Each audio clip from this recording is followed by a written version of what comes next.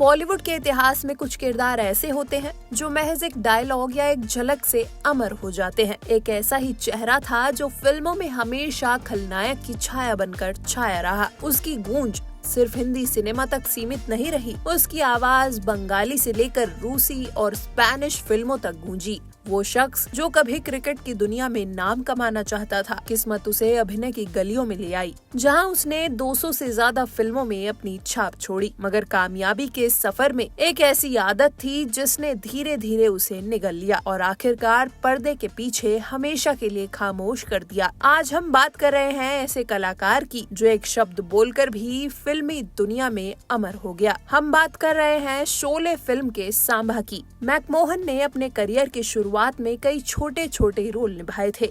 बॉलीवुड फिल्मों में अपनी अदाकारी से उन्होंने खास पहचान बनाई। उन्हें फिल्मों में खलनायक की भूमिका निभाने के लिए जाना जाता था। अमिताभ बच्चन और धर्मेंद्र की फिल्म शोले में मैकमोहन ने सांबा की भूमिका से उन्हें बड़ी पहचान मिली। मैकमोहन ने अपने पूरे करियर में हिंदी फिल्मों के अलावा भोजपुरी, गुजराती, हरियाणवी, मराठी, पंजाबी, बंगाली और सिंधी फिल्मों में अपने किरदारों से अमिट छाप छोड़ी। उन्होंने ओडिया को छोड़कर लगभग सभी भारतीय भाषाओं के साथ साथ अंग्रेजी, रूसी और स्पेनिश फिल्मों में भी डायलॉग बोले हैं। मैक शुरू से ही क्रिकेटर बनना चाहते थे, लेकिन किस्मत उन्हें एक्टिंग में ले आई। वैसे कम ही लोग जानते हैं कि मैक बॉलीवुड एक्ट्रेस रवीना टंडन के मामा लगते हैं। मैकमोहन के पिता ब्रिटिश आर्मी में कर्नल थे। पिता का ट्रांसफर होने के बाद वो कराची से लखनऊ आ गए। इसके बाद मैकमोहन की पढ़ाई लखनऊ में हुई थी। बचपन से ही वो क्रिकेटर बनने का सपना देखते हुए बड़े हुए। क्रिकेट के लिए तो वो मुंबई तक आ गए थे।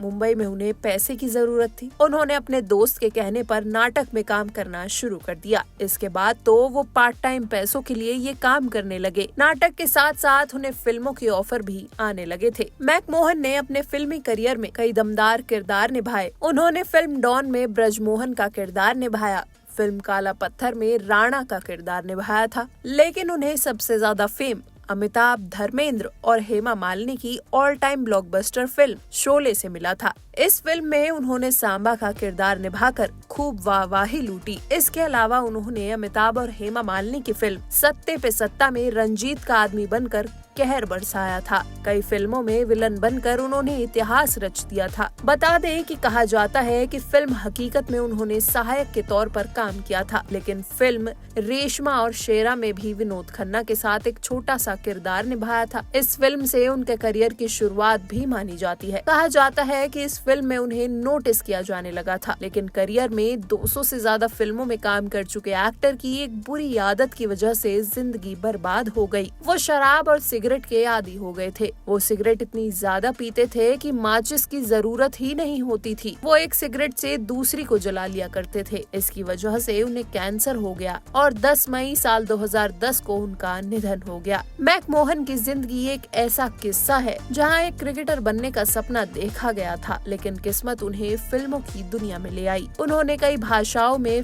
फिल्मों में काम किया, पर शोले के सांभा के रूप में वो हमेशा याद रखे जाएंगे। छोटे छोटे रोल निभाकर उन्होंने बड़ा नाम कमाया। उन्होंने दिखाया कि अगर लगन हो तो छोटा रोल भी आपको लोगों के दिलों में खास जगह बना सकता है। अफसोस की बात ये रही कि बुरी आदतों ने उनकी सेहत छीन ली, लेकिन आज भी उनका काम और अंदाज लोगों के जहन में जिंदा है। तो फिलहाल के लिए बस इतना ही। बॉलीवुड जगत से जुड़े ऐसे ही अनसुने किस्से जानने के लिए देखते रहिए TNP एक्सप्लोर।